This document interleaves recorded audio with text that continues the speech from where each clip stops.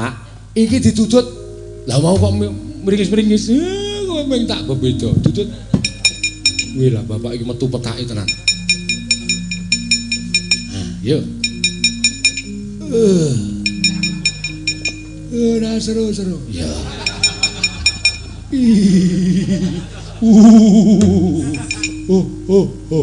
Petro, pucukane jendol, Petro. Alon-alon. Ha! Yuk mati blesetke. Petro nggo dolanan wong tuwa. Iki keneng panah. Nggo dolanan modasmu. Ora, bapak iku sambate kaya aku mesake. Bagong jabut. Woi!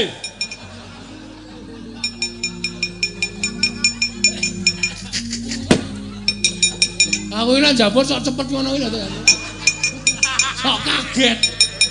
Wonge sok kaget. Darahmu jana kok ndi?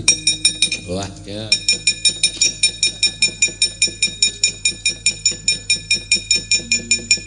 Niki pusaka sing ngenengi dodo sampeyan.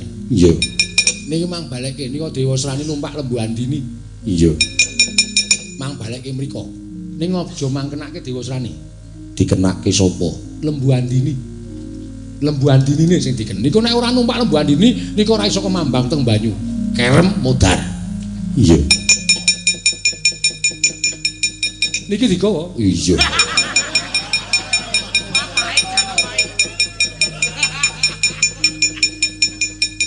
Arep manah kok ora nggawa panah.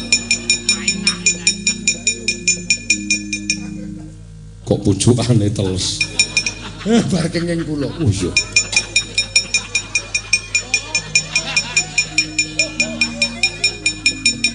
Tak panahi saka. Nggih, ngatos-atos, Den. Lembu Andinine lho, Den. Iya.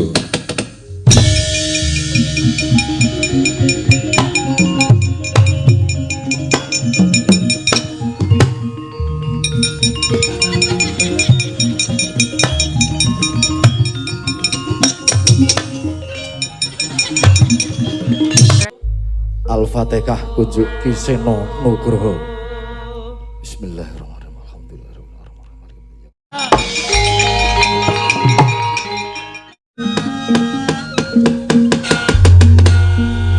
Oh, Mas Tunomo Sidam sekaring bawana langgeng. Gawe kaget penggalih ulun. Ora pangling iki kaya permoni ingkang sowan ngabiyantara ning ngarsa ulun. Bathari Durga padha raja saprapta kita. Bathari Durga. Sode selikur dina. Menawi pasang Kalimantabi tinepine nglodone dumawahing tawang-tawang pukulun. Sewu-sewu karapatanipun ingkang abdi pun Bathari Durga tadah wadana.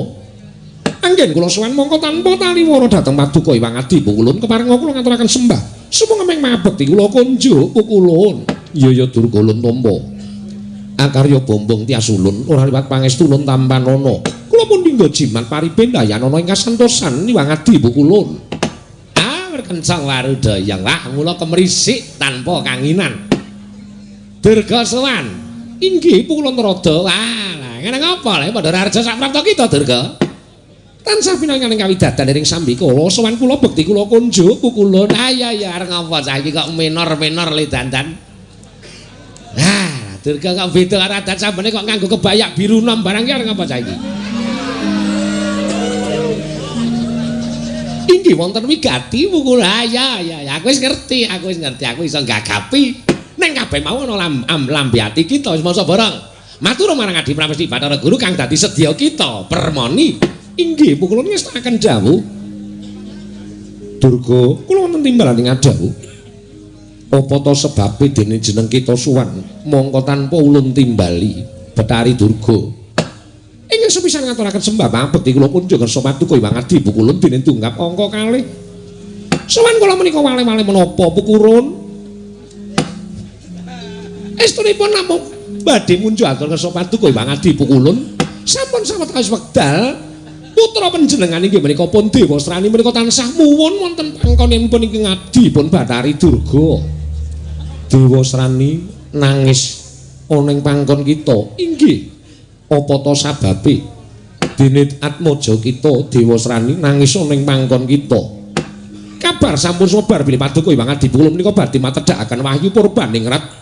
Inggih menika wahyu laranging jagat lan curing bawana pitataning jalma. Tumuli dewa saking laku semanten munjul tersanipun ingkang rayipun Bathari Durga bilih. Gandeng piyambakipun menika putra paduka.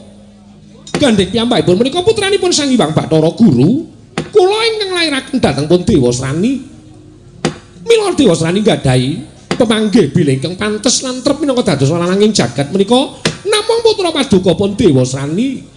Mila tumuli nyuwun tulung dhateng Gusti Pados munjul paduka Sang Hyang Jagat Girinata supados samangke tumurun ing wahyu purba ningrat menika sampun ngantos tumurun wonten titah Madyapada kejawi dhateng putra paduka pun Dewa Srani.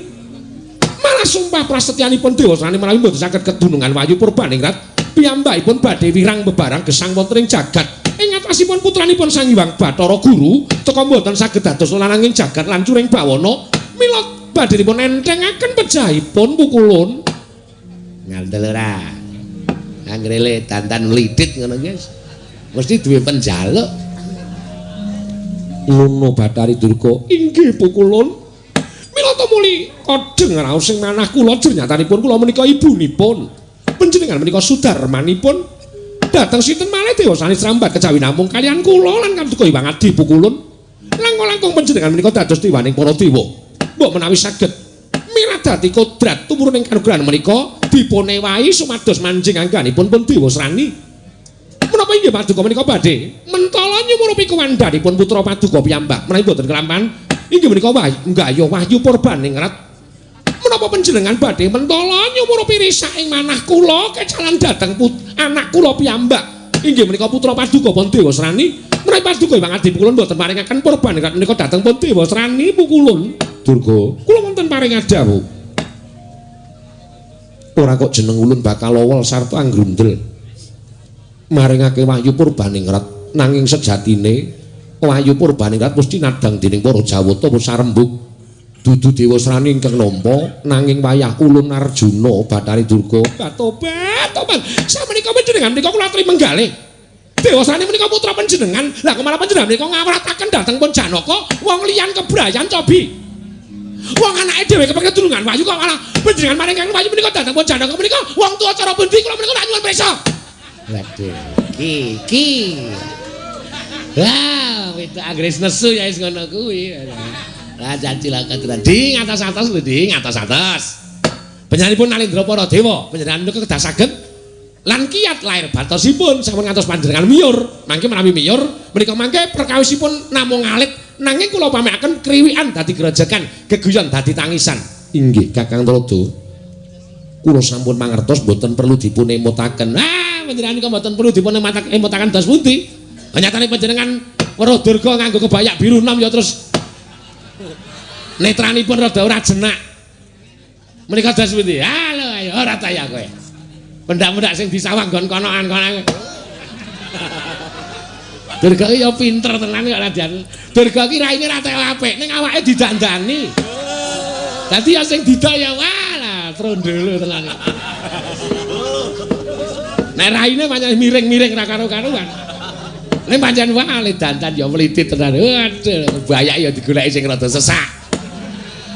Kembene ya dirada sesak dadi wah, wis kaya gejlik.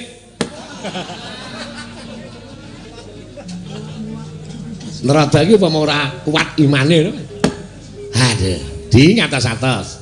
Durga, kula wonten paring dawuh. Wong gayuh wahyu mono ora kudu sambat kelawan wong tuwane. Nanging kudu nglakoni tapa brata. Kaya ingkang dilakoni dening Si Arjuna nggone tapa ngambang ana ing telenging samudra. Bat-bat, Dewa Srani menika ugi saged tapa ngambang. Dewa Srani ugi sagah nglampahi tapa wonten tengahing samudra kados Janaka. Tobat, menawi syaratipun namung kados mangkaten mangke kula utusan dhateng Dewa Srani supados tapa ngambang wonten ing segara kidul, wonten ing Parangkusuma. Andel ora. Ayo, iki mbok-mbokane kono kok. Dadi wis apal. Segara kidul ing ngendi ngono iki wis apal. Mangke kula badhe dawuh kantun Dewa Srani, tobat. Wonten panjenengan saged maringaken wayu purbane menika dhateng pun Dewa Srani. Mangadi pukulun. Menapa panjenengan mboten melas dhateng kula? Menawi ngantos menika mangke kula mboten boyong wayu purbane krat tobat. kula dugi wonten ing Dandang Mangore, wonten ing Tunggul Malaya, namung badhe nyumurupi anak kula sampun ngatang-ngatang dados batang pukulan.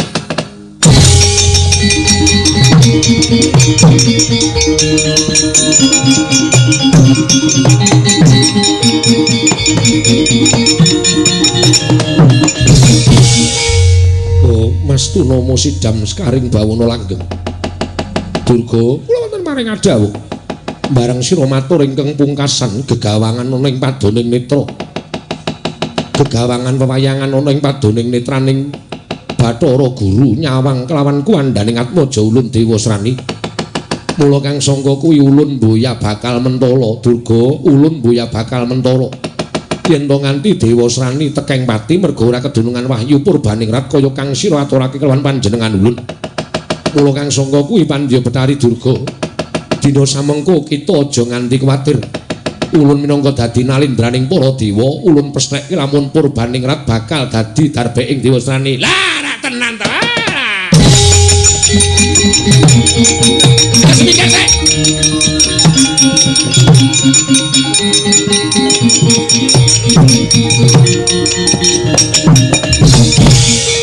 Kencang warudayang pak pong kali cedhe sapa sing gawe nangka bosok dikopiok kari betone. Waduh, dadi kula menika sampun tratapan. Kula ningali dhateng pasuryanipun Adi Pramesti Bathara ing sekawit tajem, ingkang sekawit mawa cahya pindhane Sang Hyang Candra. Nanging dugi panjenengan dharatunipun Betari Durga lah kok wah pasuryanipun abrit bergadak kados mekaten. Kacena sampun ical kabijaksananipun nalindraning para dewa inggih menika Adi Pramesti Bathara Guru. Ndahar dhateng aturipun ingkang rayipun Betari Durga. Kakang Rada. Cobi Kakang menawi dados kula. Atmajanipun Kakang Rada badhe nganyut tuwuh krana tiyang sepuhipun boten saged peparing dhateng atmajanipun. Menapa boten sinurak ing jagat pinaya ing sesami ngatasipun Dewa Srani menika atmajanipun dewaning para dewa. Namung badhe gayuh wahyu kemawon boten kasembadan. Lajeng wonten pundi dunungipun anak polah bapa keprada. Inggih menika leres anak polah bapa pancen kudu keprada. Nanging pradahe wong tuwa menika didelok polahe anak ora kok saben polahe anak dituruti, saben penjaluke anak dituruti, saben apa sing dikarepe anak dituruti menika wah anak sampean mengke sasar susur tumindake. Terus duweni watak adikang adikung adiguna dumeh putraning dewa. Lah terus duwe watak sombong. Lah menika ingkang boten sae. Gaya menapa-menapa menika kenging, gaya menapa-menapa menika kenging ning ya budidaya. Sing jeneng bocah menika aja diugong. Tansah sumendhe dhateng panguwasaning wong tuwa menika ampun ning diajari supaya bebodro dhewe. Supaya madheg ana ing sikile dhewe. Sesuk nek sampeyan wis ora dadi nalindraning para dewa, sampeyan wis lengser saka Suralaya, sampeyan ora duwe kekuatan. Anak sampeyan sing ngegoke wong tuwa, sampeyan sing ketekuk-tekuk, Dik. Sampeyan sing ngrekoso. Mila dinten samangke mangga ta sampun ngantos panjenengan lajeng malih tinggal maringaken wahyu purbaningrat dhateng pun Dewa Srani. Janaka menika nembe tapa? Janaka menika nembe tapa? Menawi ngantos Janaka mboten trima anggenipun tapa mboten pikantuk wujuding wahyu lananging jagat lan curing bawana nami purbaningrat. Menawi ngantos Janaka minggah wonten ing Kahyangan ngamuk das pundi? Menawi ngantos Janaka ngamuk wonten ing Kahyangan kula mentala nyirnaken Janaka. Welah Janaka dipun pejahi, kula pejahi Kakang. Wah, dalah anggape Janaka ki radi sedulur.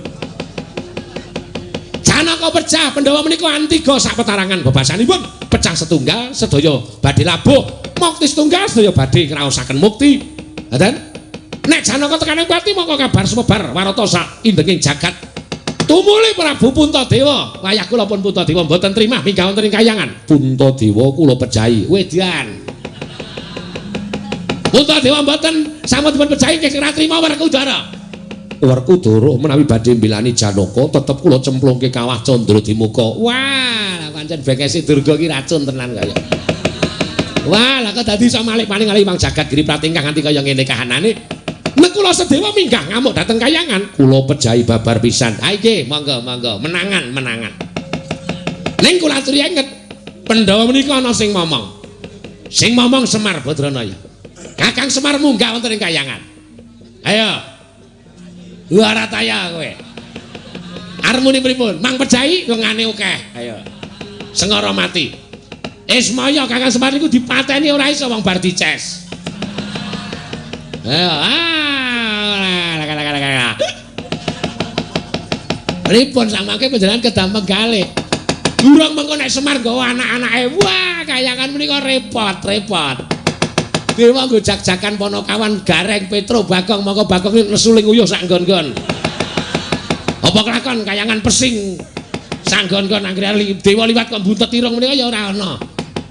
Ayo cobi kula aturi paring dawuh. Wah, langsung nalika kok ngaten to, Di. Monggo ta samangke kula aturi menggalih kelaku permati. Panyuwunipun Dewa Srani menika dipun tampi. Ning kedah Mas Mesuraga ngasah budi srana tapa brata prihatos kados Janaka. Sarang-sarang prihatos katahing titah sami prihatos sinten mangke ketampi prihatosipun inggih menika badhe nampi kanugrahan wujuding Wayu Purbaningrat.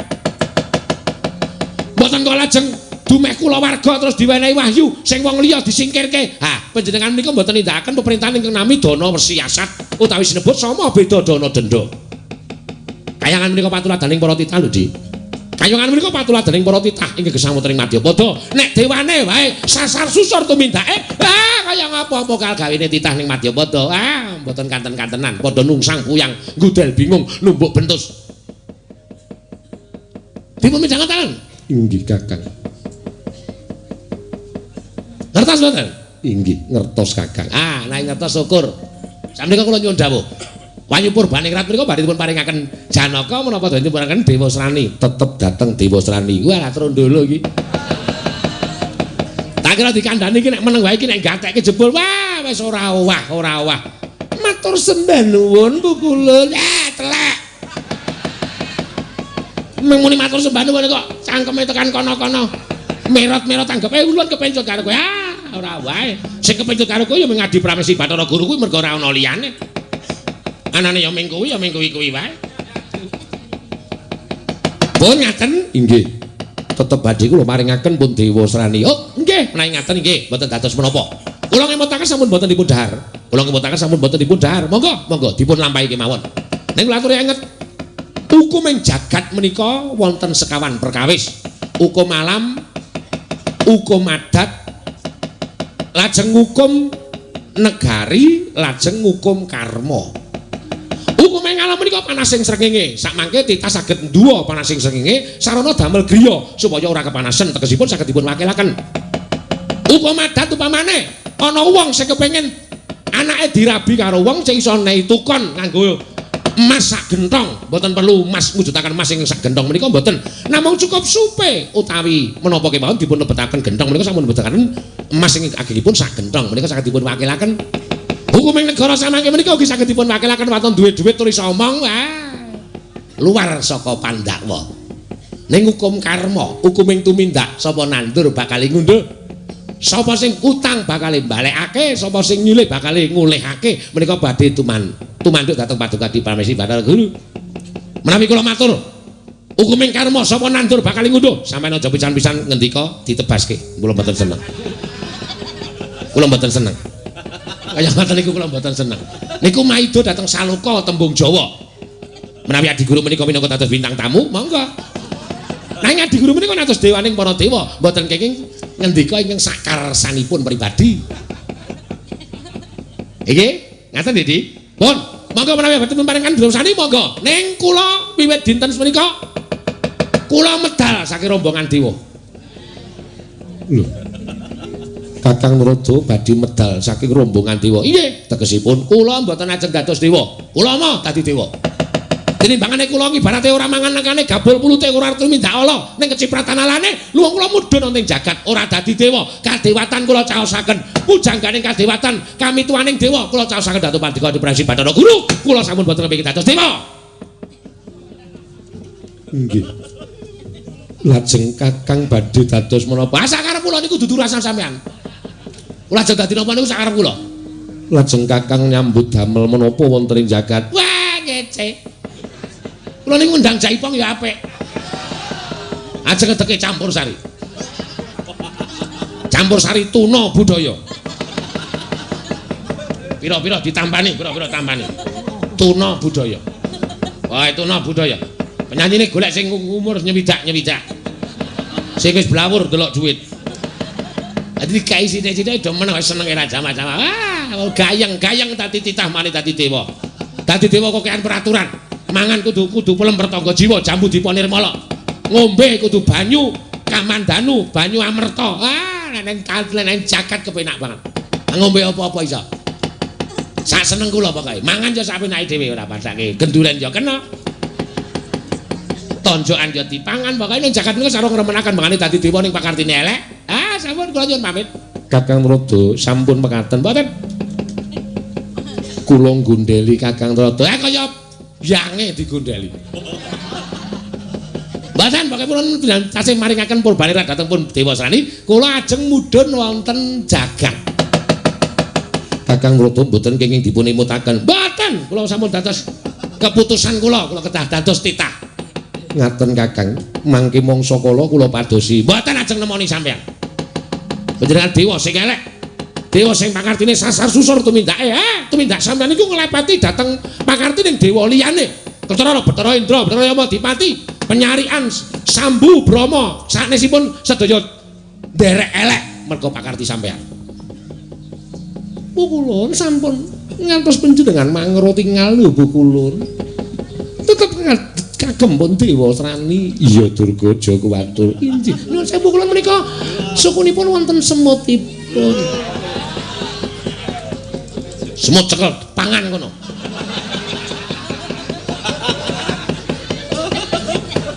Rumangsa kula ngedir-dirke. Iya bola-bali anggere Durga tekan kayangan mesti rusak, Durga tekan kayangan mesti rusak. Kakang Rada sampun tindak wonten pundi-pundi. Mboten sampun Di. Kadewatan kula pasrahaken kula nyuwun pamit mandhap wonten ing Majapahit. Pun ampun digoleki Bathara Rada. Nek ana apa-apa mang tanggung dhewe kula mboten melu-melu.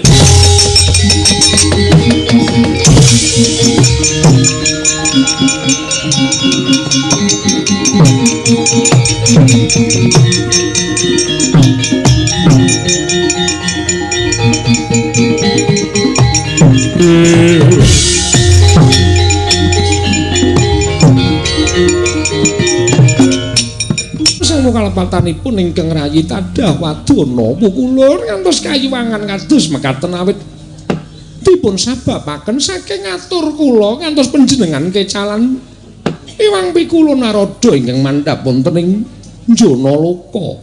Durga kula wonten maring dawuh kabeh mau katandha saka gedhening rasa tresna ulun lawan jeneng kita. Menapa inggih mekaten lho Bu kula. Wong kula menika wujudipun sampun kados mekaten. Panjenengan kok paring dawuh bilih tasih tresna kaliyan kula. Wong nyatanipun kula menika sampun wujud raseksi, papan kula wonten dandang mangore. Panjenengan tasih paring pangandikan kados mekaten. Durga, kula wonten dawuh.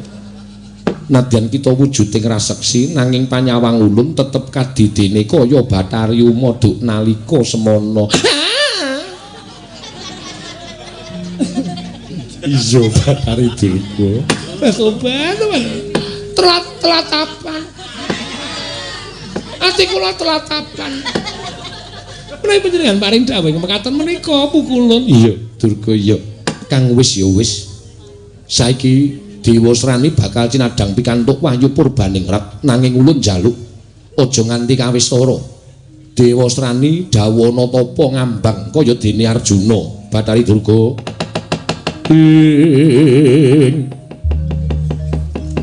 Tansah marpamoring sukma sinukmaya winah ya ing asepi sumimpen telenging kalbu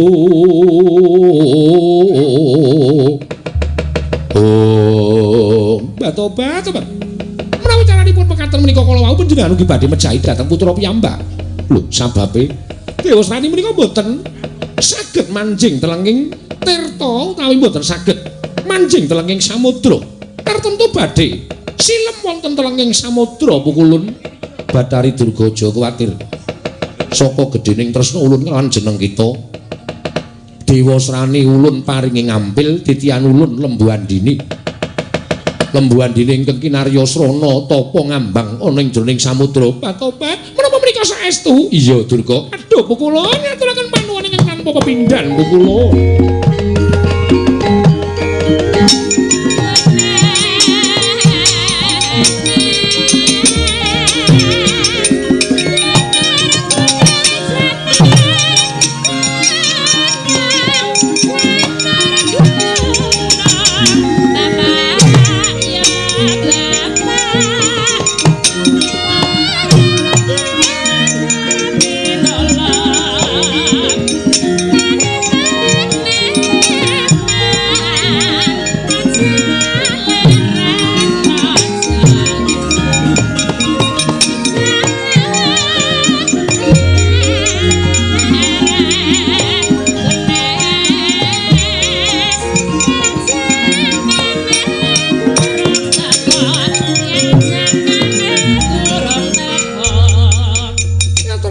ingkang tanpa pepindhan Durga kula wonten maring kadhawuh lembuhan dini wis ulun dawuhi supaya manut kelawan pangregita nanging aja mbok gunakake sing werna-werna jalaran iku kelangenan ulun lan titian ulun inggih Bu Kulun kanthi sarana dewa srani nglaku tapa ngambang nitih lembuhan dina ning tengahing samudra tak kira dewa srani ora bakal kesilem jroning samudra mekaten Bu Kulun ya wis kebat ki lho bali ana ing dandang mangure dawuh marang Atmaja ulun tunggul Malaya supaya enggal nindakake apa kang dadi dawuh ulun Pandya Betari Durga tobat nyuwun pangapunten Bu Kulun nyuwun pangapunten tasih wonten raos kuwatir salebeting manahipun ingkang rayipun Pandya Betari Durga bab ingkang kepiye krana Janaka tasih gesang tegesipun Janaka tasih mapan wonten ing telenging samudra alampah tapa ngambang mila mboten lega rasaning manahipun ingkang rayipun Pandya Betari Durga menawi Janaka dereng dumugi ning Bejak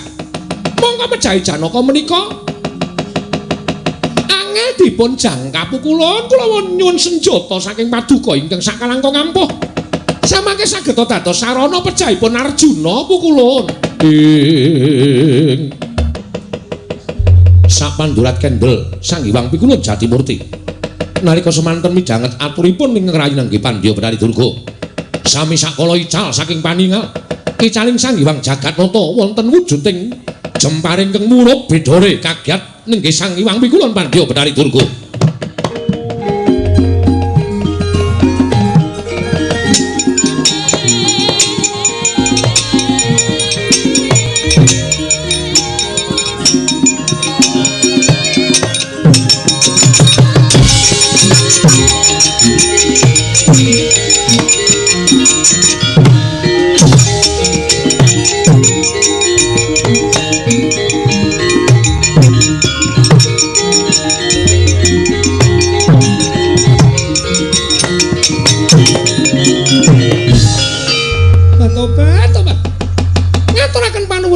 pepindhan Bu Kulun dene jenengan dika Hyang Adi Bu Kulun sampun kepareng wujud jemparing atus mekaten dados sarana anggen kula samangke saged mejahipun Arjuna Bu Kulun ya Durga ulun gawanen lan lepasno lamun kita wis weruh si Arjuna apa dene utusan kelawan si Dewa Srani nggone tapa ngambang supaya nyaketi papan tapaning si Arjuna lamun wis caket Dewa Srani nglepasake panah ing kedadian saka ulun yen lumrah Janaka ora bakal kuwawa lan ora bakal kuat nampa kelawan jemparing mesti bakal tekaning pati aduh Bu Kulun ngaturaken panuwun ingkang tanpa pepindhan prangaten kula nyuwun pamit mandhap wonten ing Janaloka mrepeki anak kula pun Dewa Srani saha nganti datepun lembuhan dini miwah paduka Bu Kulun ulun gawanen babar pisan Durga nun inggih ngestaken dawuh paduka Hyang Adi Bu Kulun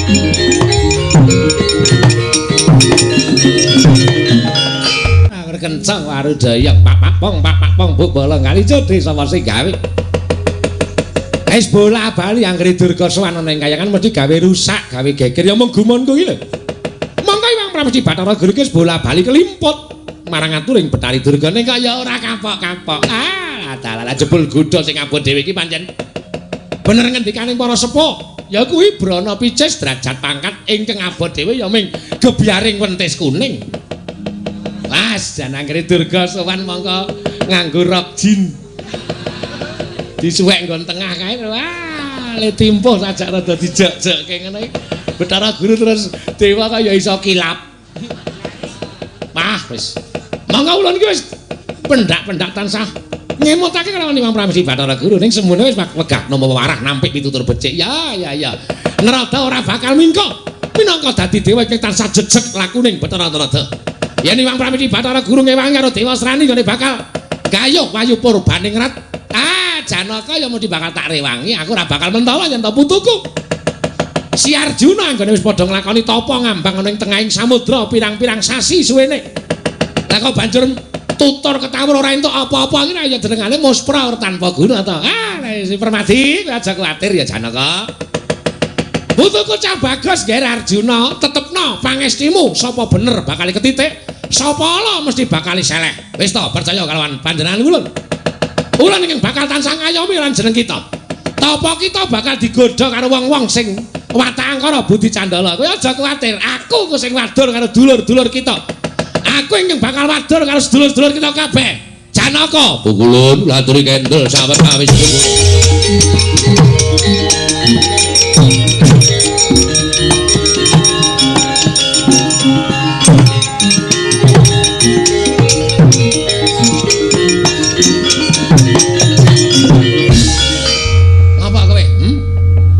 Dikongkon Bathara Guru kok nyegat aku ngono apa piye? Apa dianggep Bathara Ratu iki rawani gelut ta piye? Ayo. Pukulun. Lah iso rasa dadak kowe nganggo tata krama sing werna-werna. Kowe mesti arep nyegat karo Bathara Ratu, aku deken bali ning Suralaya. Kowe diutus karo Bathara Guru. Ngono ta piye? Ayo. Pukulun nuwun pangapunten.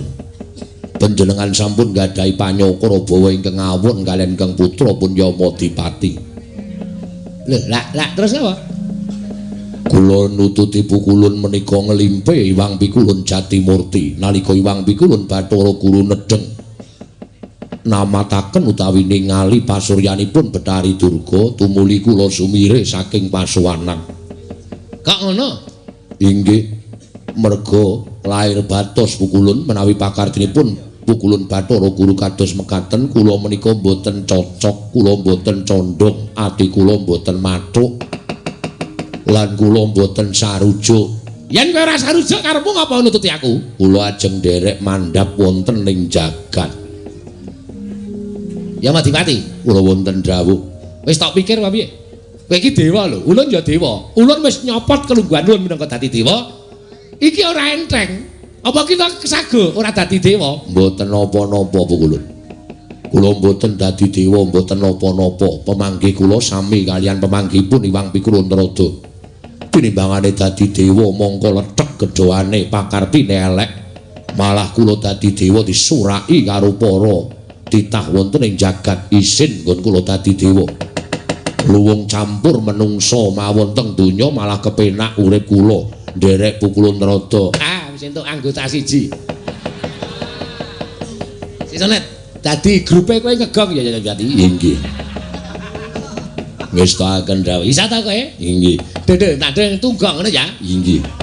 Aja nganti kleru. Nggih. Ya wis pokoke mengko mong 10 dhisik ditandangi ra dadak piye-piye. Nggih. Engko tambah ngono. Nggih. Nek pancen kaya ngono ayo medun. Ayo medun ning jagat kowe karo aku duwe kewajiban. Paring dawuh karo sedulure Janaka kabeh supaya aja nganti negake lan si Arjuna. Mergo Janaka iki nek tapa mesti ora pamit. Iki mesti Werkudara, Puntadewa, Kresna lan anak-anake kabeh padha bingung goleki Janaka menyang endi. Nggih. Lah ayo kowe karo aku goleki wong-wong kuwi. Dikandhani nek Janaka tapa ngambang ana ing segara Gayuh Wahyu Purbaningrat. Ning ana ingkang bakal gawe cilakaning Janaka ya kuwi ya Pramesti Bathara Guru. Mangke menawi ngantos dados kekeran. Geger ya ben. Pancen dijarak karo Bathara Guru. Niate arep gawe rame ya digawe rame sisan. Oh inggih ngaten. Mangke nek kula kalih sampeyan kadenangan, kula kalih sampeyan sing wadul karo wong-wong Pandhawa. Ora usah wedi aku sing nanggung, wis ta.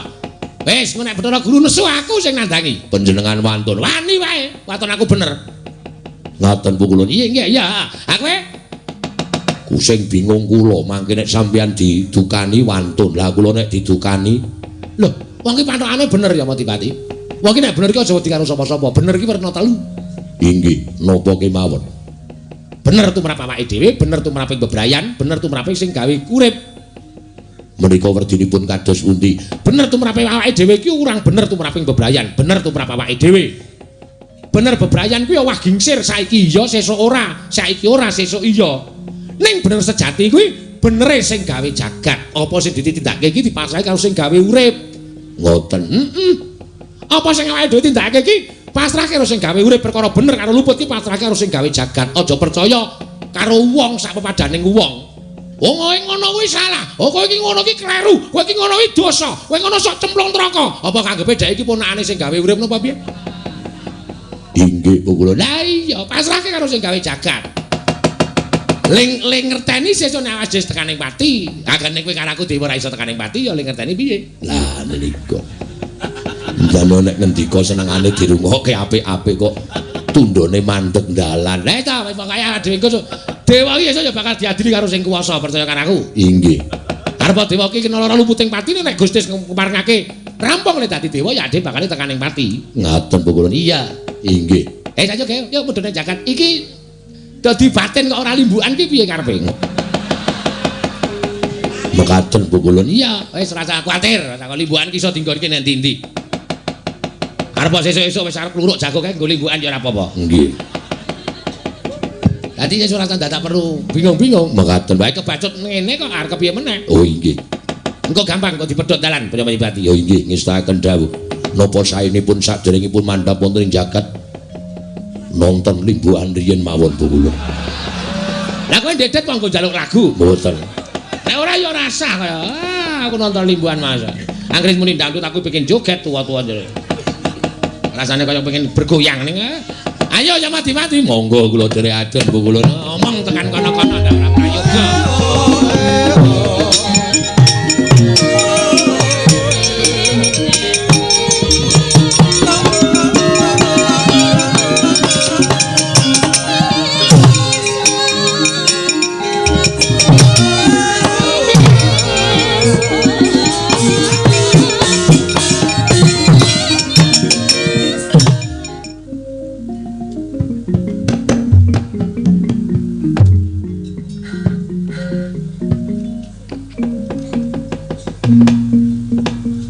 Yo jagat mangestung karo wayah Bathara jagat nun sewu yayi. Sampun kinten kula nglangkungi dhateng pangwaosipun Alendra Ngamarta menika babar pisan boten. Namung sejatosipun nuruti dhateng pekabaran ingkang sampun sumebar warata. Saengga kula lan Koko Prabu Mandura paripaksa sowan dhateng negari Ngamarta ingkang estunipun namung badhe nyatakaken jebul pinanggipun kepara nyata bilih kadang kula panengah inggih menipun Arjuna. Sawetawis boten sowan wonten negari Ngamarta, monggo kabar ingkang sampun kula tampi mendran saking kasatyan Madukara. Nggih. Kandhangken kula sowan wonten negari Ngamarta ketitik yayi panengah boten katingal sowan wonten negari Ngamarta. Menika nandhakaken bilih pekabaran ingkang sampun sumebar menika kala para wau saestu kadang kula panengah inggih menipun Janaka nilar kasatriyan. Monggo sampun sawetawis wekdal akarya bingung inggih menika pun kadang kula yayi Wara Sembadra. Koko Prabu, dosa menapa ingkang badhe kula sandhang jernyatanipun kula mboten saged angemutaken dhateng wewatekanipun kadang kula panengahipun Arjuna ingkang pendak-pendak tansah nilar kasatriyan agadamel kapitunaning garwa putra. Koko Prabu malah mugi dados ing kawuningan etanganipun sampun dang ketigang candra klenggan sak mangke menika kadang kula panengahipun Arjuna nilar negari Ngamarta inggih kasatyan Madukara. Mongko boten wonten baban ingkang menawa nggon ingkang sumendhe banon kang tinumpuk lun-lunan ingkang puntes. Malah Werkudara ingkang sampun kula utus mbuktekaken wonten ing kasatyan Madukara nanjaken dhateng Sangya para nayaka miulah sentana kasatriyan. Ewadene mboten wonten ingkang nampi pitungkasipun kadang kula panengahipun Arjuna. Yo aku dhewe sing wis nampa dawuh barep. Supaya mbuktekake apa pancen bener Janaka lunga saka Madukara. Lan sawetara wektu aku lagi wae prapta negara Ngamarta. Munjuk atur ngersaning barep kakangku. Yen to pancen kepara nyata Janaka ninggal kasatriyan. Mula gandeng samengko wis katon rawuhe Kresna apa dene Baladewa kakangku. Malah tumrap aku iki dadi obor tumraping para Pandhawa. Sabab Kresna wis sinambiran pakaryan minangka dadi pujangganing para Pandhawa. Suwing para kadang Pandhawa. Mula tak jaluk kanthi banget perkara iki. Kresna kakangku aja mangku asta. Tegese ora nyambut gawe upaya menyang didununge Janaka. Nanging tak suwun Kresna kakangku budidaya piye supaya Janaka ndang bali marang negara Ngamarta. Carane kepiye lan ceranane apa kowe dawuh karo Werkudara. Aku ingkang bakal sagung upaya lan aku sagung goleki. Perkutara, piye? Yen Siadi matur ingkang kaya mengkono, padha karo Siadi kuwi mojokke karo pun Kakang. Ora jeneng aku mojokke lawan Kresna kakangku. Lho lah iya. Lah tembungmu kaya ngono. Saya aku tak takon karo kowe. Kowe arep takon apa? Kresna kuwi kewajibane urip ning alam padang. Kewajibanmu apa? Aku minangka pengayoming para Pandhawa. Akeh sing padha nyebutke yen Kresna kuwi kusir Pandhawa kreta lan jarane. Monggo kreta lan jarane lagi rusak lan ora gelem mlaku. Kena ngapa kusire ora gelem dandan-dandan? Kena ngapa kusire mung meneng wae? Kuwi jenenge kusir sing kurang tanggung jawab. Ora maelu marang kahanan kreta lan jarane. Kusik to. Aja ngono, Dimas. Yen Siadi matur kang kaya mengkono pun Kakang darbi atur kelawan Siadi lan pun Kakang bakal ngandhakake ingkang sejatine. Sejatine piye? Werkudara, Piye? kowe iki dadi kakangne Janaka wis suwe, kok ora apal watak wantune Adimu lanang? Monggo kowe srawung karo Janaka kuwi padha-padha putraning Paman Prabu Pandhu lan Bibi Kunti. Yo, Mestine luwih apal Dimas tinimbane pun Kakang. Ning gandeng Siadi kuwi nuwun sewu, rada ora gatekan mula ya ora apal karo watak wantuning Janaka. Pun Kakang ing ngapal watak wantuning Janaka. watak wantuning Janaka piye? Janaka lunga kuwi aja ngresah rasamu, aja bingung pikirmu. Ora bingung, sababe apa? Mbarep kakangku sing bingung merga Pandhawa Gotang ora ganep 5. Werkudara. Janaka lunga kuwi perangane ana 3 perkara. Perangane ning 3 perkara apa? Siji, ya kuwi payo-payo katemping Samirana, angka 2 Wikuwaldaka, angka 3 kenya Jinatu Krama. Kabeh mau ora dikena diurutake. Mung petungane saka ngendi nggone ngunceki kabeh mau padha. Tegese piye? Wikuwaldaka kuwi tegese Janaka mesti bakal ninggal kasatriyan yen ta ana pendhita, yen ta ana resi ingkang wasis, ingkang pinter, tur ngelmune dhuwur. Janaka kuwi ora bakal kendhat tansah necep ngelmu ning Brahmana mau nadyan taunana windanana ora bakal rampung yen durung entek ngelmu ning Brahmana mau. Yo, Angka 2 payo-payo katemping Samirana tegese yen ana negara ingkang keteman mungsuh mongko Janaka ora disuwuni tulung dening ratu mau ning Janaka gumregah jiwa kasatriyane mesti bakal bengkas angkara murka. yo, Ing angka 3 kenya Jinatu Krama aja mbok petung nganggo petungan sing elek. Pendak-pendak ana wong wadon ingkang ayu wis ing warna Janaka ora kere mesti kayunake wong wadon mau. Nanging pun Kakang matur, aja mbok petung nganggo petungan elek merga Janaka ngrabi putri kuwi diitung. Putri mau iso ngangkat derajate wong lanang apa malah ngasorake marang derajating wong lanang. Janaka nganggo petungan. Yen putri mau kanggonan wahyu, mesti karo Janaka dipek bojo lan binaya ngono nego kasatyan Madukara. yo. Sakarepmu nggono merdekke tegese Janaka lunga. Sing baku rasah kakehan gunem tanpa guna. Janaka bali ya saka kowe, ora ya saka Kresna kakangku. Yen ora saguh balekke Janaka ning negara Ngamarta. Gunane apa ya dipujangganing negara Ngamarta Kresna kakangku? Kresna sinayang mangkelung mintonaken tiwikramanira kang miteran ing asta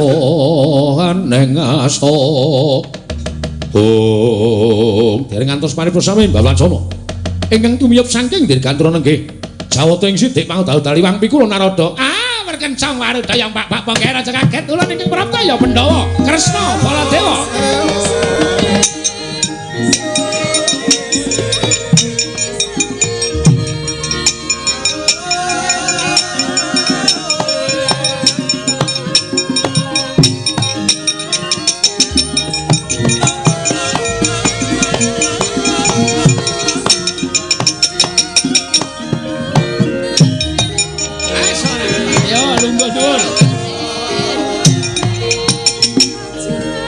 Pukulun ndadosaken kagat rawujeng ngandika Pukulun Narada kula ngaturaken sembah pangabekti kula kunjuk ulun tampa Puntadewa pangestuna namanana Narada kakekku aku ngaturke sembah ya Werkudara ulun tampa Pukulun ngaturaken sembah Kresna ulun tampa Pukulun ngaturaken sembah pangabekti kula kunjuk ingkang wayah pun Baladewa iya nata mandura ulun tampa karya Bombong Tias ulun nyuwun pangapunten Pukulun kenging menapa kula badhe mandhap saking dampar teka paduka mboten ngeparengaken dosa menapa ing badhe kula sandhangi atasipun panjenengan menika Jawata teka kula wantun malang kadhak wonten sak ngajenging dewa. Sik ora ngerti ta.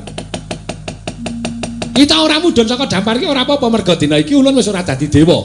Resmi tok. Ora dadi dewa. Wow, aja cengengesan. Kowe iki dewa kok ora dadi dewa. Kose Werkudara aja ngeni karo aku aja. Ning aku matur apa anane? Sebabe apa ora dadi dewa? Wegah. Kenapa kok wegah? Kayangan wis malik. Kayangan wis ora dadi papan punjer-punjering kautaman. Kayangan wis dudu papan sing suci nanging kayangan wis kebak angkara murka mula ngak aja nganti ulun klepetan dedosane kang padha tumindak angkara murka. Ulun nyelahake kadewatan ulun tumuli mudhun ning jagat. Kayangan kebak angkara murka mesti eneng lelakon gage kowe crita. Ana lelakon apa? Lah nek kowe takon ngono iki tak jlentrehi. Nek kowe takon apa to sebabe Trada kok ora dadi dewa iki? Iki nayaka anyar kok sliwer-sliwer iki. Wah, iya. Ah, ulun ki anggere arep crita kok weruh panganan ki lali. Wis gage dewa aja cengengesan. Ya ngene ya Werkudara. Anane ulun ora dadi dewa iki merga ulun nyelehake kadewatan. Sebab nalika semana Hyang Pilun Jatimurti arep matedhake kanugrahan kang aran Wahyu Purbaningrat. Apa to Wahyu Purbaningrat kuwi? Kuwi wahyu lananging jagat lancuring bawana ganeping wahyu cakraningrat peranganing purba sejati. Kelingan kowe? Yo kelingan. Kresna kelingan ora? Inggih kemutan Bulbala Dewa kelingan ora? Iya, kemutan kula. Nalika semana wahyu purba sejati kuwi ana papat cacahe, Cahyaningrat, Reksakaningrat, Yuwananingrat, Wimbaningrat. Cahyaningrat ditampa dening Permadi, Reksakaningrat ditampa dening Kresna, Yuwananingrat ditampa utawa Wimbaningrat ditampa dening Sembadra, Reksakaningrat ditampa dening Kresna, lah sing Wimbaningrat ditampa dening si Baladewa ya kuwi Wahyu Wadat. Iki kula kemutan. Nalika semana Janaka entuk Cahyaningrat kanggo ganeping Cahyaningrat supaya bisa nurunake wijining ratu tanah Jawa.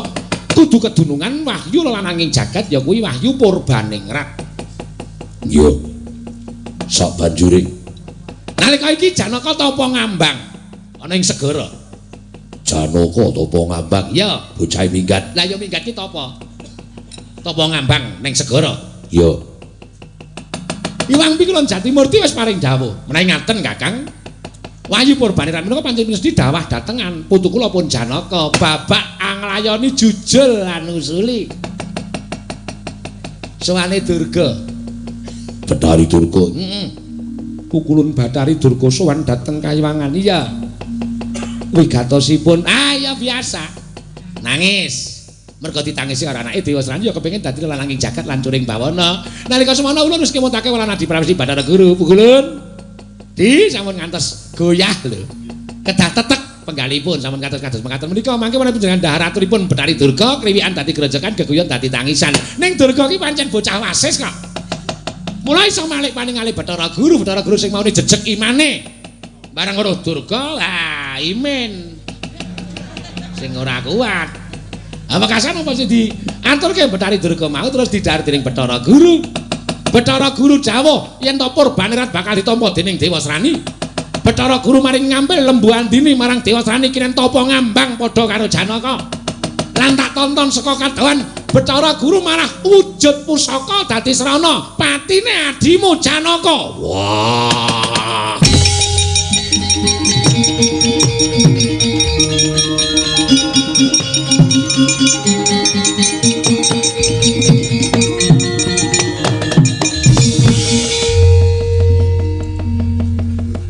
Guru teko pakardine kaya ngono. Wah, barep kakangku Lilanana aku tak munggah ning kayangan. Tak paranane Bathara Guru. Kok sing arep munggah ning kayangan ketemu sapa? Iki nek ana wong crita dirungokke ta Werkudara? Lah piye? Lah piye? Aku ora wis kandha ta? Dewa Srani diparingi ngampil Lembu Andini. Bathara Guru malik panah. Ya ta? Panah mau dadi srana patine Janaka merga ora bakal ana gaman sing tumama marang adimu lanang merga saka digdayane adimu si Janaka mau. Mula Bathara Guru malik wujuding Jeparing supaya iso dadi srana patine Janaka. Lah nek kowe munggane kaya ketemu sapa? Kabeh iki wis ora ana, wis do mudhun kabeh. Ulun wis ditok karo Bathara Guru wis dipecat. Nek dadi dewa kok suwung kana suwung. Ora ana wong, tukang kebon tok. Wah, Kresna kakangku. Aja meneng bae. Mubah musim Pandhawa anut ngendikane Kresna kakangku. Werkudara. Nggih. Koko Prabu. Nggih. Lelampar menika mboten sampun ngantos dipun anggap enteng ya karemu. Werkudara, lelakon iki aja dianggap sepele. Iki bakal gondol nyawane adimu lanang. Mula kang saka kuwi anak-anakmu Kretna, ayo dicaketi segara nyengken arya apa adimu si Arjuna. Wah, bareng kakangku aku njaluk pamit. Aku melu, Kresna aku melu. Nggih monggo, Setyaki budal. Swawika Prabu kula dherekaken.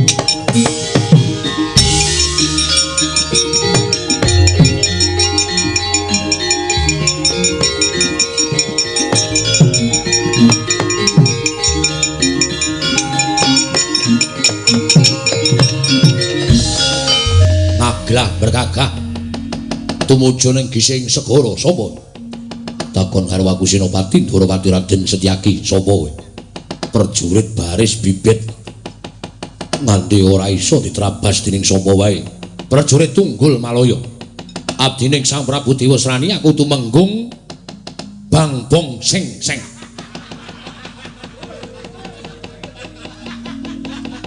Aja waton bisa ngucap kowe semingkir apa ora? Ayo, papan kene bakal tak nggo liwat. Aku arep tumuju ning Gising Samudra. Ora kena. Aja kok jamak lumrahing manungsa. Nadyan kutu-kutu Walangatoga ora kena liwat papan kene kudu bali. Yen aku bacut, kowe ngruda paripeksa karo aku apa kira-kira wani karo aku? Sing tawedeni apamu? Ora gelem. Biyak barisanmu aja takon dosa babati gamanmu. Waduh, sugih kendel Bondowani. Sumuk nyawamu nidam terbelo keparat. Wani karo aku apa kelakon meruput nggon musuhan pangenaning Gusti ora sanggup gunung tanpa guna maju jangkak kepruk tangane Setyaki ora pecah dadi papat ndasmu gurone Wedian kuwi tenan apa piye moro yen ora percaya jajalan kene markaning patimu moro maju organing ati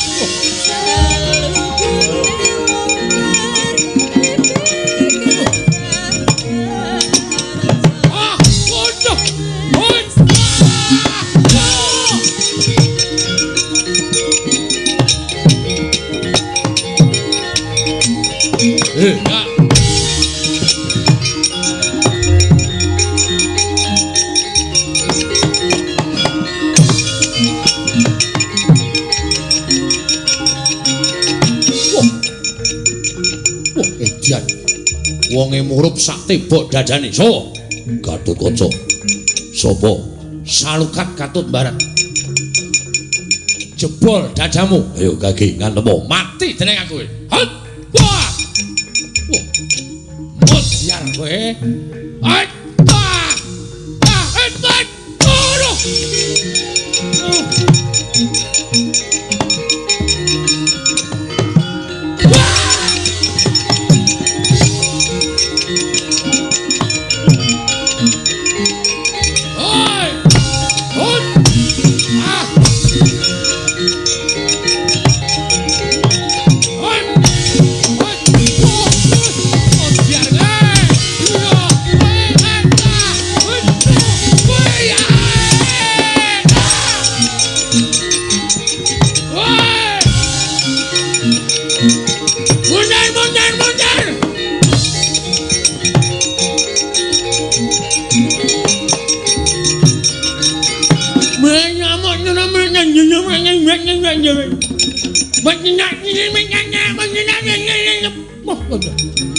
Namruk dimingkem nganggo nyingil.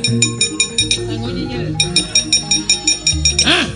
Ayo mawon kemana nih? Ayo kaki maju. Mati ya.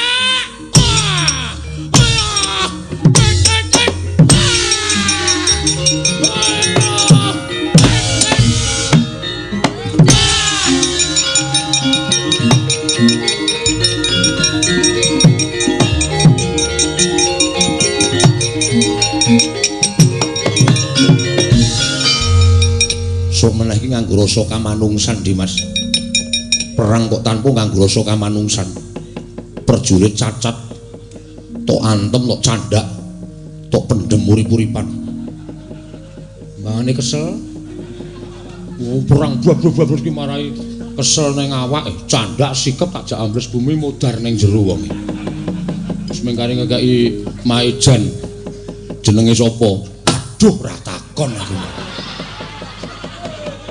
Wah, lah kok kebacut mati ra takon, Kang. Sesuk meneh aja ngono kuwi mesake prajurit. Yo, Kang, yo. Rampung kabeh, ayo Dimas.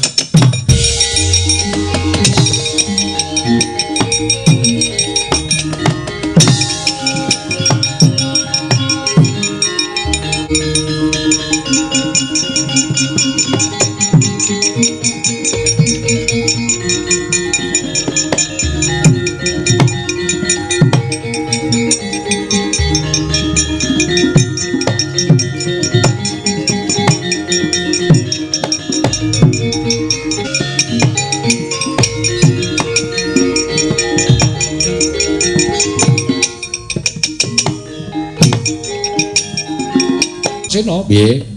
Putra-putra liyane kadang-kadang mungkin mapan gisik samudra sisih lor. Ya. Koko Prabu? Piye?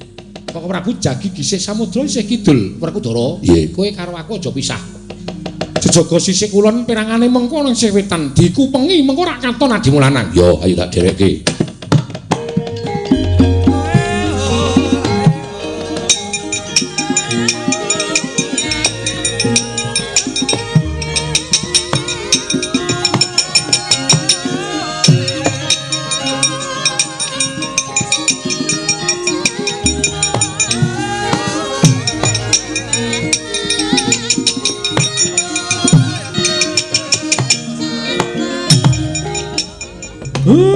Legegekugek sadulita mel-mel. Isih katon mencorong tejane nadyan saya adoh saka gisiking segara. Nang isih ketok ditonton saka kene nala galing. Nggih Pak Nindara Janaka, wah jan kaya ampuh kaya ngono ya truk. Ha iya. Ayo lho ta anggere ana ombak kok Ndara Janaka mumbul dhewe iki kepiye ora elok kuwi. Heeh wah jan. Wah, ya saya adoh. Piye Pak kae Pak? Aja kuwatir, ndaramu wis bisa mesu hawa lan nepsu. Mula ora aneh nek ndaramu kuwi nadyan ning telenging banyu iso kumambang. Ora kerem jroning banyu. Edan tenan kok. Aku nganti elok tenan kae to. Wah, aku nek iso ngono kae nyabrang ning ndi-ndi rasa dadak numpak kelapa. Apa, Gong? Kelapa, kapal. Kok iso nganu ya, Pak? Iso kaya ngono ya Ndara Janaka. Iya, daramu ki ampuh, heeh. Karang ya. Panen ampuh tenan kok Ndara Janaka. Ya ora kurang ajar kuwi. Ora kurang ajar kuwi. Ning pinggir segara kok ngadep bapakne kok meringis-meringis ora. Waduh. Wis kekapyo ombak, Tru. Bali nang gegerku. Njulane ora ning kene, gak kowe. Ora migat ngono. Wah, tak nggo gulung-gulung sik iki. Men resik ora. Sing prayitna ngati-ati. Saya cedhak kanugrahane sing digayuh ndaramu, mestine bakal saya gedhe pacobane. Nala Garing Petruk kowe Bagong. Oh, waspadakno sing setiti tenan ya Tole nggih, ngestoke dawuh, Pak.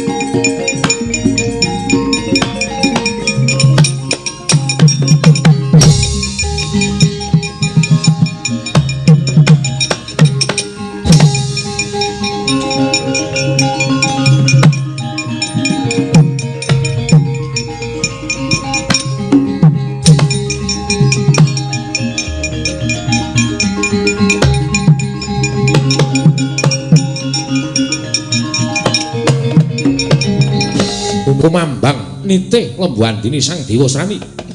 Nalika semanten ngestu padha dawuh Kang Rama Sang Hyang Jagat Girinata.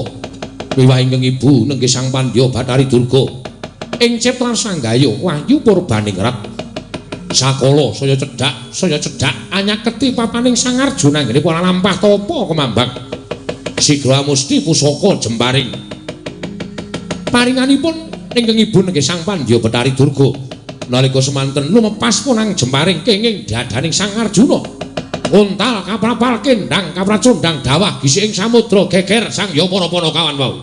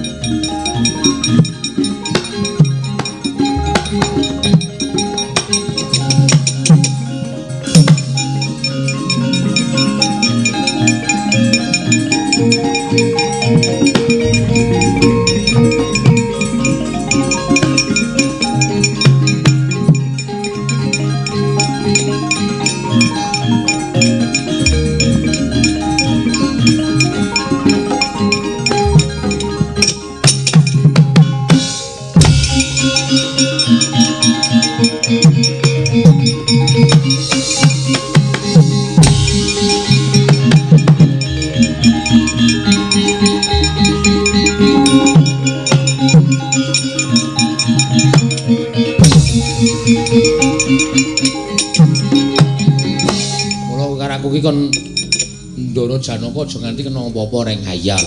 Kowe karo aku kudu mubeng gisik segara supaya Ndara Janaka le tapa nggayuh kanugrahan iki supaya iso lho. Lho. Den kenging napa Ndara? Wah, mer semer mer. Walah jan wis kena apa iki, Tru?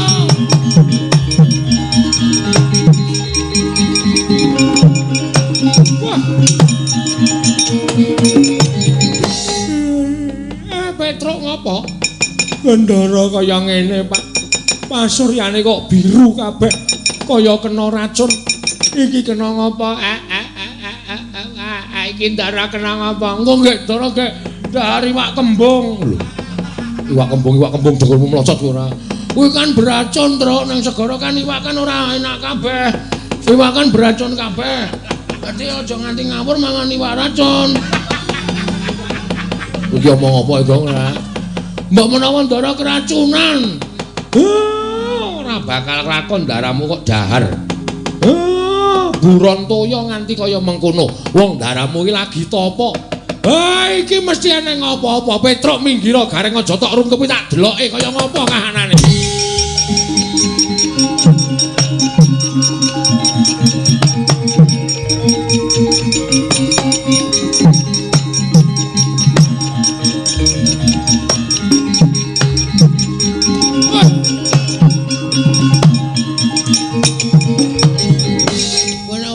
Tak ajar lho, Pak.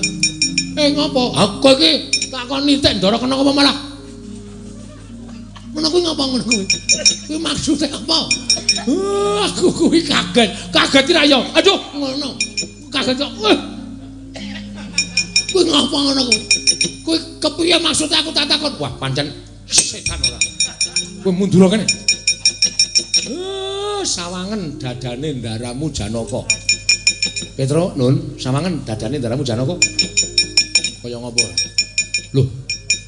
Kok kaya ana tatu kena gaman, Pak? Apa iya, Truk? Lho. Kok kaya ana tatu kena gaman? Bagong delok dadane Ndaramu ora. Lho.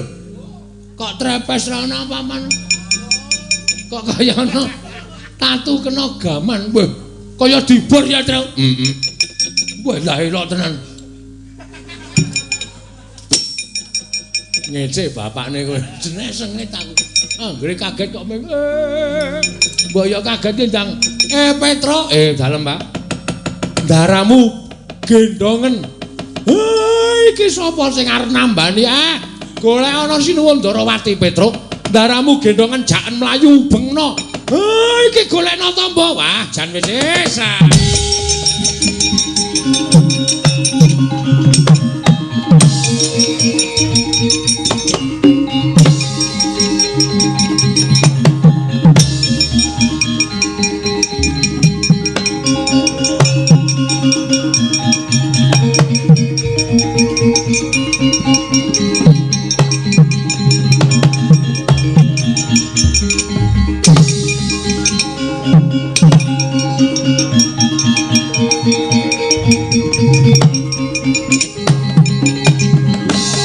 Kudara. Nganti tekan sepene lah kok suasana samudra isih katon anteng. Jinem ora katon ana lenggah adimu nggone nglakoni tapa kemambang kaya sing diaturake Wang Pikul Narada. Wah, apa tumon? Lan apa ya kelakon Narada akeh kugara karo titahe. Mesine wae ora. Mula kang sangka kuwi sabar sedhela ya Yayi. Aku percaya ngendikane Wang Pikul bakane putra mau sayekti mesti ana nyatane. Yo. Aku ya bakal sabar ngenteni nang endi jlamprung gone nglakoni tapa. Lho, sapa kae?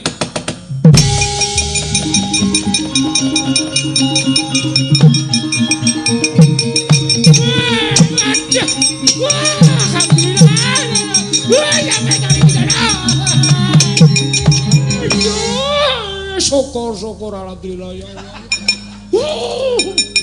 Seneng banget kula, seneng banget sampeyan teng mriki, seneng banget.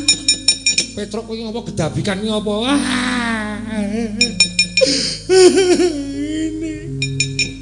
Niki. Lho. Kuwi Janaka to? Nggih. Lho. Jare Janaka to apa kemambang ana ing segara? Nggih. Kula sing ngetutke ketwinganane pun suwe banget. Lah kok kuwi Janaka nglumpruk tanpa daya iki kenapa?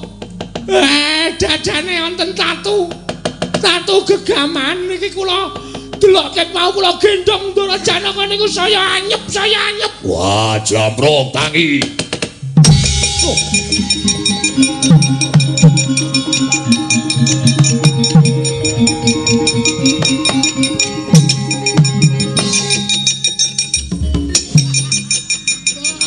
Ketingasan Ndara.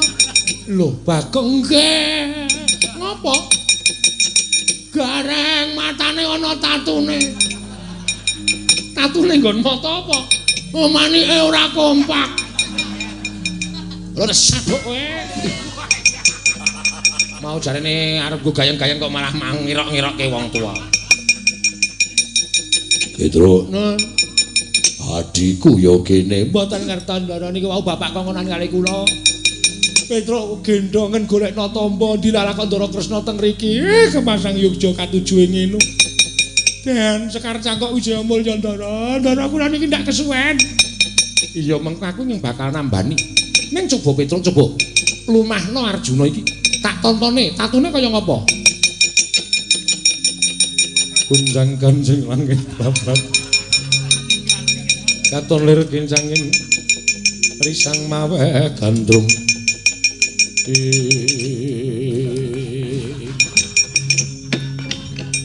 Ngapa ya, Reng? Kuwi obah kaya nyenggol kakangne nganti cemplung selokane aku. Ayo ora sengaja dengkulmu mlocot. Lah dalah ora pati ndugama Werkudara. Nggih. Tatune lah kok kaya mengkono gegirisi temen. Wah, kira-kira iso mbok urip ki apa ora? Janaka durung wancine tekaning mati. Mestine iso tak uripke, tak ungkuri Sekar Wijaya Kusuma. Ha nggih. Wah, aku ora mentolo nyawang adiku.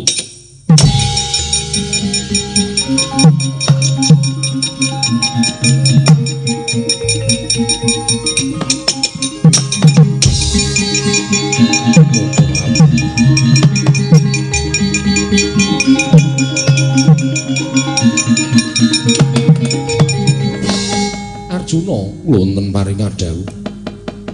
Kowe ora krasa lagi wae kowe tekaning mati. Enget kula wonten pewujudan gegaman temanduk wonten ing dada. Sengkel mboten saged unjal napas.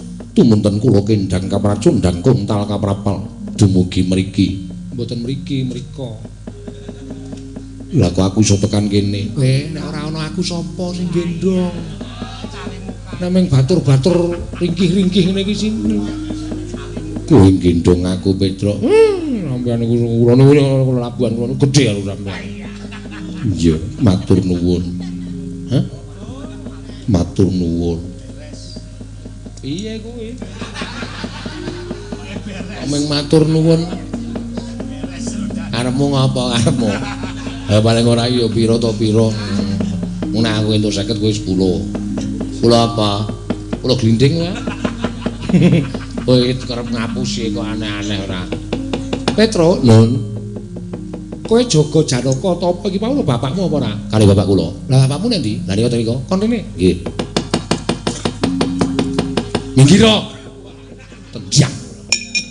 Ora kejem-kejem terus. Kowe wis ora eksis kowe susah ngene. Pincang kira. Timbali. So, iki. Timbali kok.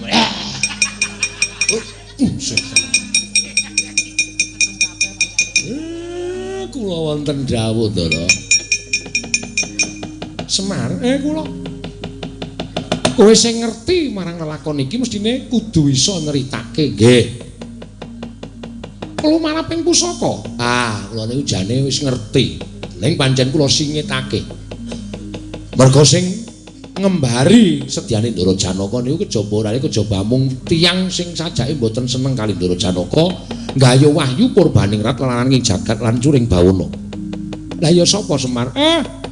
Mboten saku lajeng matur sing cetha ning sampeyan mestine wis tanggap lan sasmita. Terus kudu piye? Ayo. Sapa sing iso jegur telenging segara, iso tekan tengah, bakal ngawruhi kanan saknyatane. Perkudara. Yo.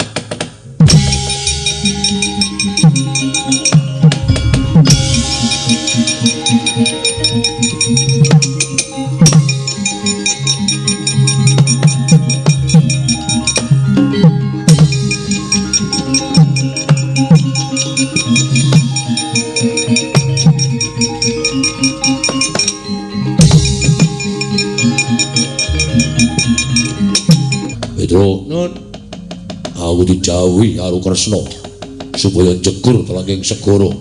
Nitik sapa sing tumindak Allah karo Janaka ning tengah segara. Ngatos-atos lho iki segarane jero tenan. Yo, aku ora wedi mati. Hak jegurane segara Pedro. Nggih, ning ngatos-atos lho, Ndara. Yo.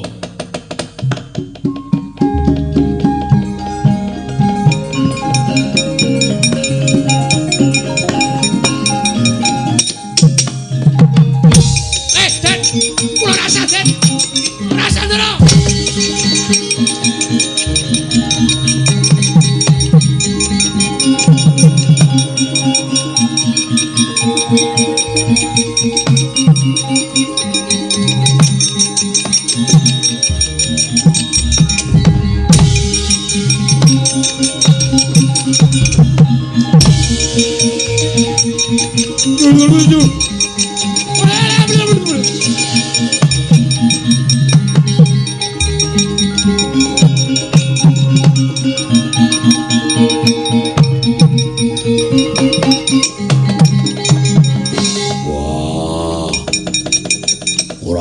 Ujaring wong daplok ora bangling. Wah, Dewa Srani sing tumindak Allah karo adiku. Wah, kandhake dipol.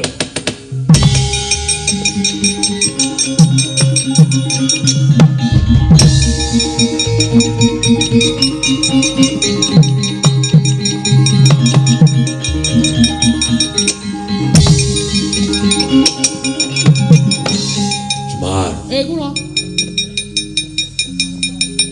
sing topo ning tengah segara ora pangling anake Bathara Guru Dewa Srani. Lah nek ngedapi-dapi timen Dewa Srani kok iso kemambang tengahing segara? Nitih Lembu Andini. Wah, mangku kudu ting jemparing murup sak obor. Wah, setan ratatanan. Yo. Anak kula Petruk wau manjak. Wah, katut. Katut apa mang sikep?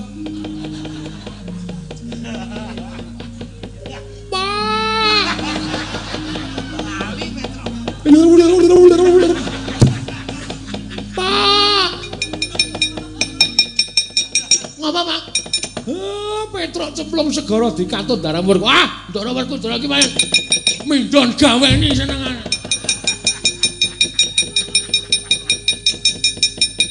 Apa Bagong iso nglangi?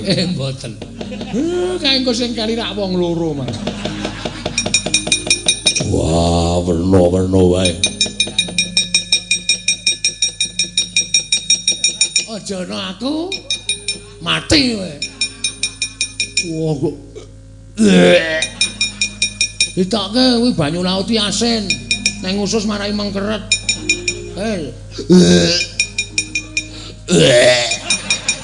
Lah kowe kok ya kelelep apa? Aku ya kelelep.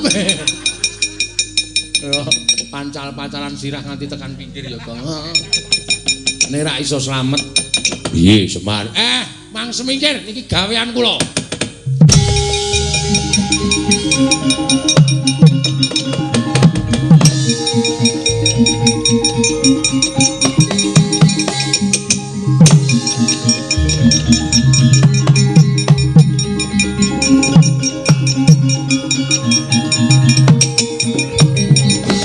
Madeg Lurah Semar Badranaya nalika semanten Angrantam Jaya Kawijayan eling-eling titi sing Sanghyang Bathara Ismaya mila tanana mokal lamun dupi manjing telenging samudra kumambang tanpa beda Raden Janaka.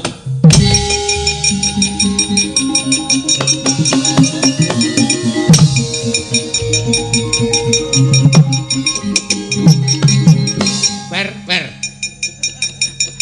apa ya bapakmu gleleng kae bapakmu. Wah bajigur. Semar iso ngono ya? Oh iya Semar iki dewa kok. Aku nek ora iso nyanyi Semar isen aku. Wah iya.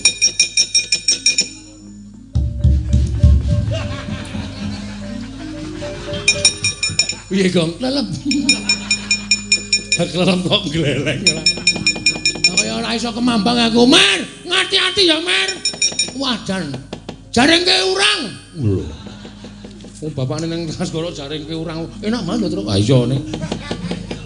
Semar ki arep ngrampungi perkara ora golek iwak. Wah iya. Heeh. Tunggu kene wae kok. Heeh.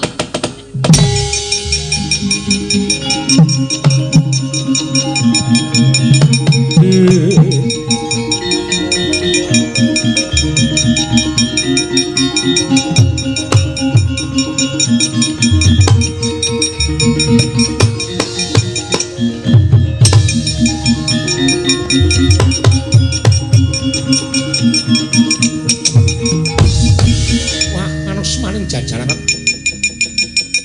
wis tak arantam jroning pikiranku sarta jroning penggaliku yen Kakang Janaka napa pusaka tekaning pati mesti abdi-abdine do ora trima dalah ora lidha ujane wong daplok Semar Badranaya Kakang Semar Badranaya mlaku ning dhuwuring banyu sajake bakal mrepeke karo papaning Dewa Srani tiban pusaka jeblok jadamu panate.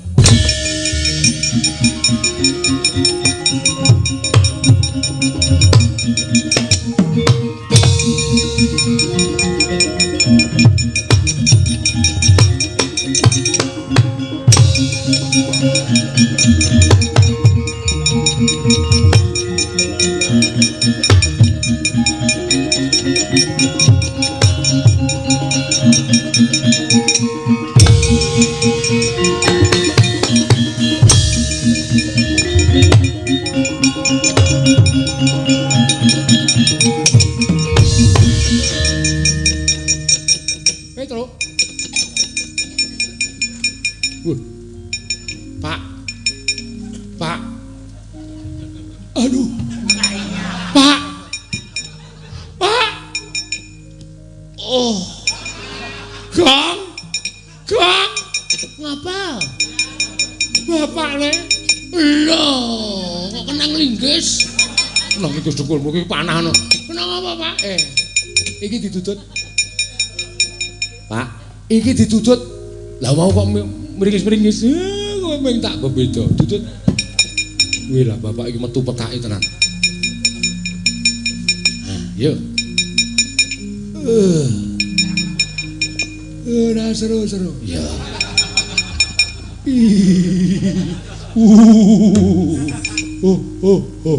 Petro, pucukane jendol, Petro. Alon-alon. Ha! Yuk mati blesetke. Petro nggo dolanan wong tuwa. Iki kening panah. Nggo dolanan modasmu. Ora, bapak iku sambate kaya aku mesake. Agong jabut. Woi!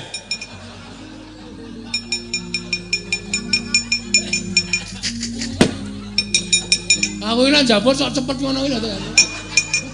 Sok kaget. Wong sok kaget.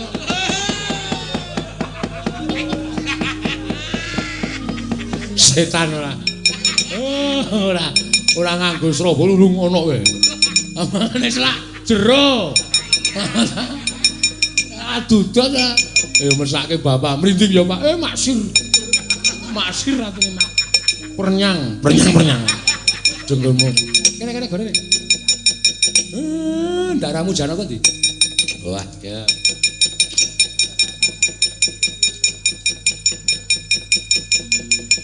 Niki pusaka sing ngenengi dodo sampeyan. Iya. Niki mang balekke nika Dewa Srani numpak Lembu Andini. Iya. Mang balekke mriko. Ning aja mangkenake Dewa Srani. Dikenake sapa? Lembu Andini. Lembu Andinine sing diken. Niku nek ora numpak Lembu Andini, niku ora iso kemambang teng banyu. Kerem modar. Iya. Niki digawa? Iya.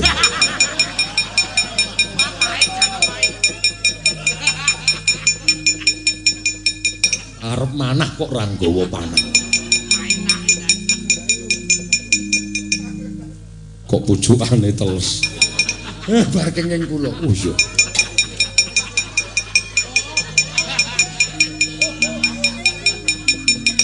Tak panahi saka nggih ngatos-atos, Den.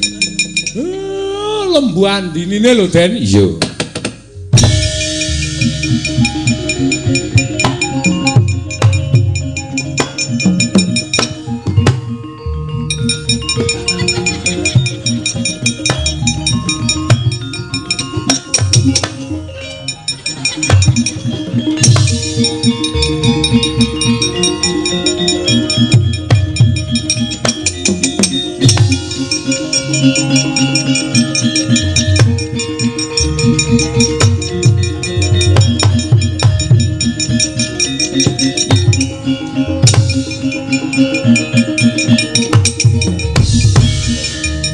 Prayitna Lembu Andini ingkang tinitian Sang Dewa Srani kenging pusaka kedadosan saking Hyang Manikmaya kenging mestakaning Lembu Andini kontal punang Lembu Andini prapteng Kayuwangan Suralaya pusaka babar Sang Hyang Pikulun Manikmaya Dewa Srani kerem madyaning samudra tanggap Sang Hyang Pandya Betari Durga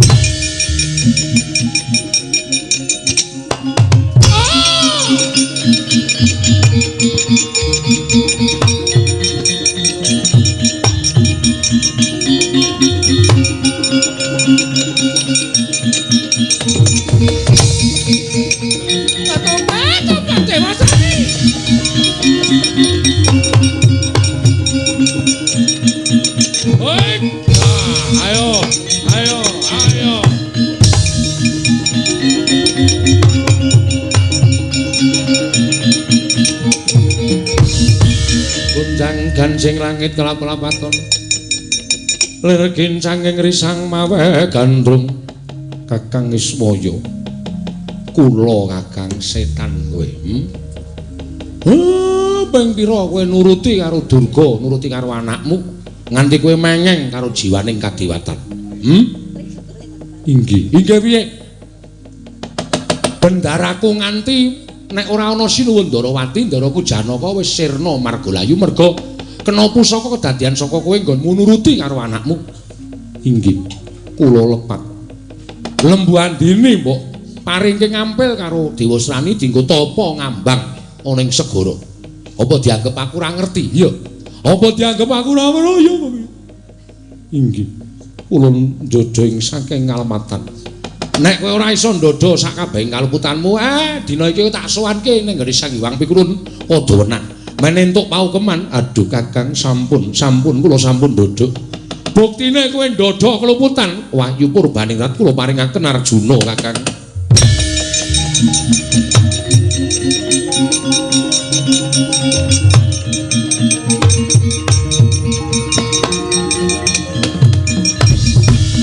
Arjuna kula wonten paring adal. Wis kita tuku kanthi laku prihatin kemambang ning tlenging samudra. Kinarya jangkeping wahyu cakraning ratu wahyu ning Kanalindran kita ulun wisuda minangka dadi lananging jagat lan curing bawana pitataning jalma sarana nampa wahyu lananging jagat kang aran Purbaningrat Janaka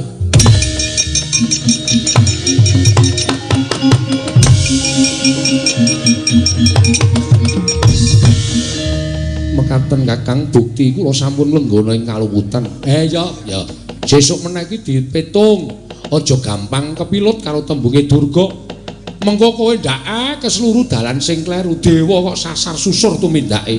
Ora prayoga Manikmaya inggih.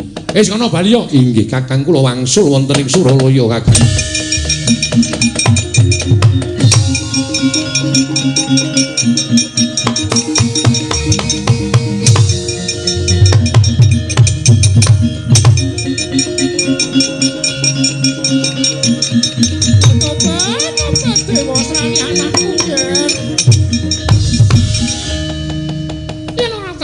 Kowe kendang kapracundang digawa gedhe ning alun ana ing tengahing segara tangun lamun kowe bisa urip Ibu ing menawi bab perkawis menika kula mboten getun menawi bab perkawis anggen kula kendang wonten ing segara kula mboten getun ning kula getuni pambudidayanipun Kanjeng Ibu Mospra tanpa guna durung tak jaluke aja kuwatir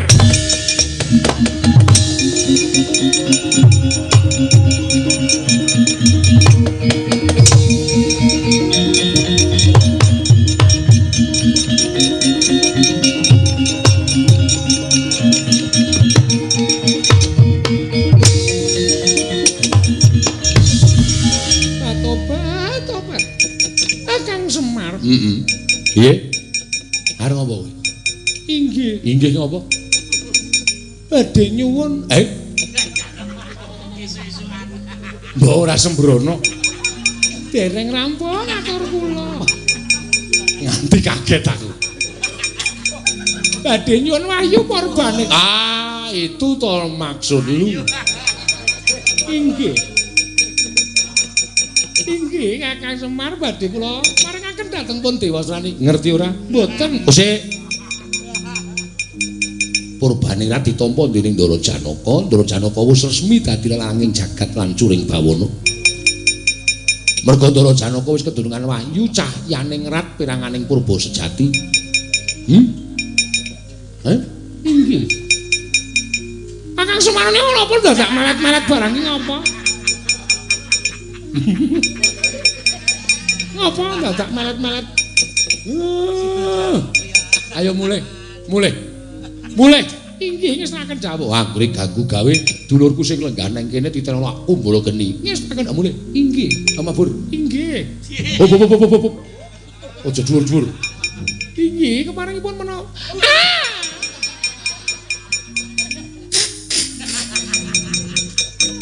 Pak wong tuwa yang ngono kuwi ora.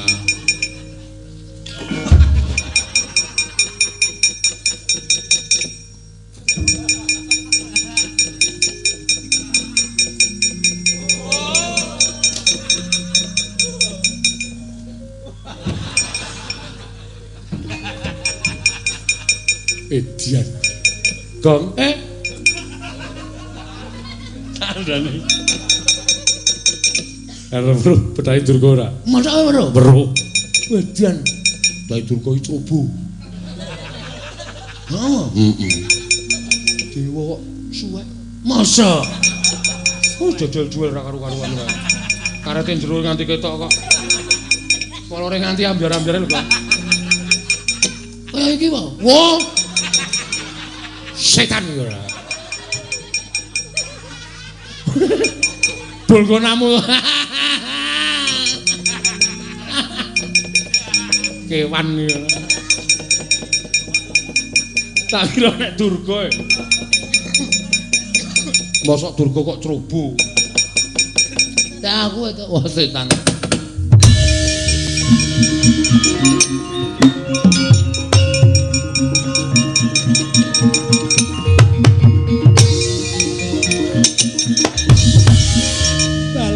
Bali. Ibu. Nang ngaten kula gagal anggenipun bados lananging jagat lan curing bawana. Sesuk mangsa kalana wahyu tak gayuhke ning bab iki. Cupeten semene gegayuhan ya Dewasrani trimane kowe karo aku mengko malah kewirangan bali sewae Dewasrani bali.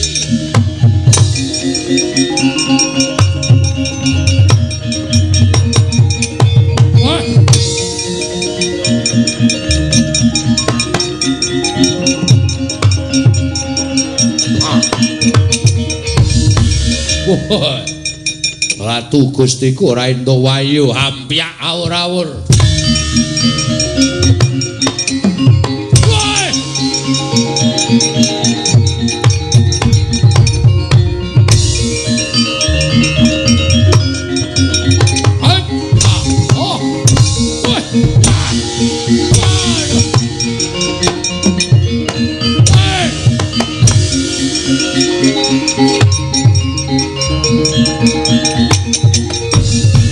Arsa madange jagat tuk mungu-mungu sapucak ing wukir marebak bangsa mirat keneng soroting surya mega lan gunung